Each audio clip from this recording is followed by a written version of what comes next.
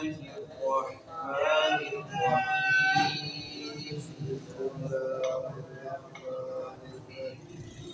يا أيها الذين آمنوا لا تدخلوا بيوت النبي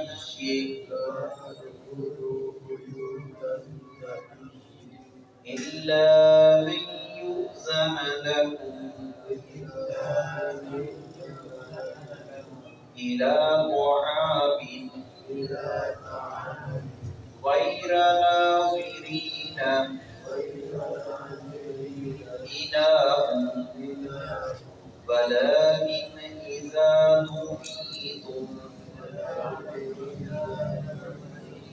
فادخلوا فإذا طعمتم فانتشروا ولا مستأنسين لحديث إن ذلكم كان يؤذي النبي فيستحيي منكم والله لا يستحيي من الحق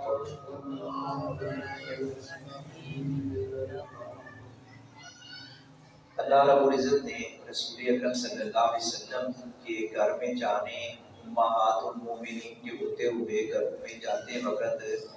لوگوں کو تنبیہ کی ہے کہ ایمان والوں جب نبی کے گھر میں جاؤ اجازت لے کر جاؤ اور جانے کے اس حوالہ سے سورۃ النور کے اندر بھی اللہ رب العزت نے پردے کے احکامات اور کئی ایک آداب بیان فرمائی ہے۔ سورۃ الحجرات میں بھی مطلق طور پر آداب بیان ہوئے، یہاں خاص پردے کے حوالہ سے، اور یہ حضرت عمر فاروق رضی اللہ تعالیٰ عنہ کی رائے تھی، تو پیارے نبی صلی اللہ علیہ وسلم کو ان کا مشورہ پسند آیا، اللہ رب العزت کو ان کا مشورہ اچھا اور بھلا لگا، تو اللہ رب العزت نے پردے کی آیات نازل فرمائی، اجازت لینے کے گھروں میں جانے کے آداب بیان فرمائے۔ حضرت عمر فاروق رضی اللہ تعالیٰ عنہ فرمانے لگے، اللہ کے رسول رنگ برنگے لوگ آتے ہیں، اچھے برے لوگ، رشتہ دار غیر رشتہ دار کیوں نہ ہو، اچھا نہیں لگتا۔ بلکہ ایک روایت کے الفاظ یوں بھی ہیں کہ حضرت عمر فاروق نے ایک چوراہے پر دیکھا یہودیوں کے چند نوجوان وہ باتیں کر رہے تھے کہ وہ مسلمانوں کے جو نبی ہیں ان کی بیوی جا رہی ہے۔ حضرت عمر فاروق کو یہ الفاظ ناگوار گزرے، پیارے نبی کو مشورہ دیا، اللہ رب العزت نے پردے کے احکامات نازل فرمائے کہ آپ مسلمان مومنہ عورتوں سے کہہ دیں کہ جب گھر سے نکلیں حجاب نقاب پردہ کر کے نکلیں۔ تو یہاں اللہ رب العزت نے ساتھ ایک اور مسئلہ بیان فرمایا ہے کہ اگر تمہیں کوئی دعوت دیتا ہے، یہ اس کے پس منظر میں اصل میں واقعہ یہ ہے کہ حضرت زینب رضی اللہ تعالیٰ عنہ کے ساتھ پیارے نبی کا جب نکاح ہوا تو مہمان آئے اور کافی دیر تک، ان میں سے 3-4 لوگ تھے، کھانا کھانے کے بعد کافی دیر تک بیٹھے رہے۔ پیارے نبی صلی اللہ علیہ وسلم کو ناگوار گزرا، انسان کی اپنی مصروفیات ہوتی ہیں اور پیارے نبی صلی اللہ علیہ وسلم کو پھر اذیت دینا اور آپ سے بڑھ کر مصروفیات اور مشغولیات اور دین کے حوالہ سے تگ و دو، گھروں کے معاملات، نبی صلی اللہ علیہ وسلم سے بڑھ کر کوئی مصروفیت والی شخصیت نہیں تھی، اور سب سے اچھی اور خوبصورت مصروفیات آپ صلی اللہ علیہ وسلم کی تھی۔ تو آپ صلی اللہ علیہ وسلم نے یہ ناپسند کیا کہ ان کو کیسے کہوں، یہ مہمان بیٹھے ہوئے ہیں، تو اللہ رب العزت نے فرما دیا کہ اللہ حق بات کہنے سے نہیں شرماتا۔ پیارے نبی اس بات سے تو شرما گئے، ہچکچا گئے کہ یہ جانے کا نام نہیں لے رہے۔ تو اللہ رب العزت نے یہ اصول اور ضابطہ بیان کر دیا کہ ابھی جب دعوت کا ٹائم نہیں ہوا، پہلے جا کر نہ بیٹھے رہو کہ کھانا پک رہے ہیں انتظار میں بیٹھے رہے، پہلے بھی جا کر تنگ نہیں کرنا،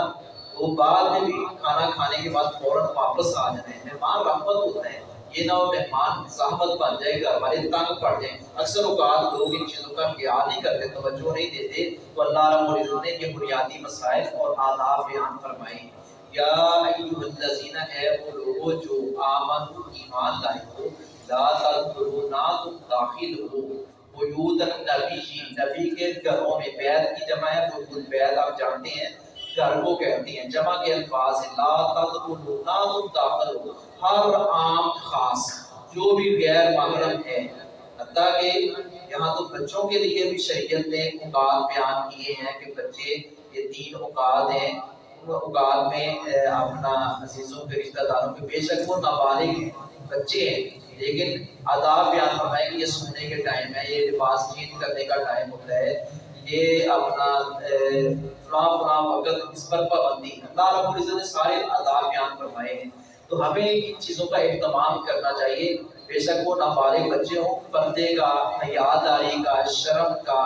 اور ان چیزوں کا خیال کرنا چاہیے، گھروں کا ماحول صاف ستھرا ہونا چاہیے، اچھا اور پاکیزہ ماحول ہونا چاہیے، اس پر بچوں کے آنے والی نسلوں پر بڑے اثرات مرتب ہوتے ہیں۔ ہم سمجھتے ہیں کہ کوئی بات نہیں، بچہ ہے، لیکن وہ بچہ ساری باتیں پک کر رہا ہوتا ہے، اس کے دل میں یہ باتیں کر جاتی ہیں۔ تو اللہ رب العزت نے فرمایا کہ جب نبی کے گھروں میں داخل ہوں تو پھر اجازت دے گا، الا ان یؤذن، مگر یہ کہ تمہیں اجازت دی جائے، لکم تمہیں، الی طعام، کھانے کے لیے، غیر ناظرین اناہ،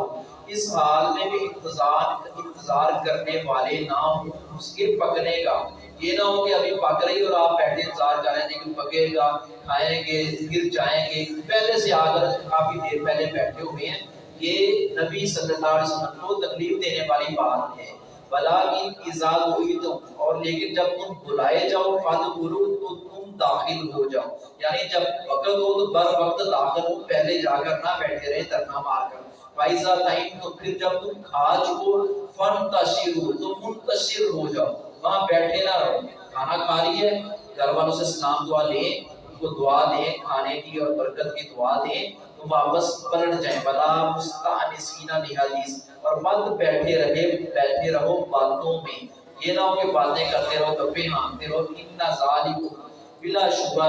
یہ بات، کان یؤذی النبی، تھی اعزاز دیتی نبی صلی اللہ علیہ وسلم کو، فیستحیی منکم، تو وہ شرماتے ہیں تم سے، پیارے نبی شرماتے ہیں کہ کس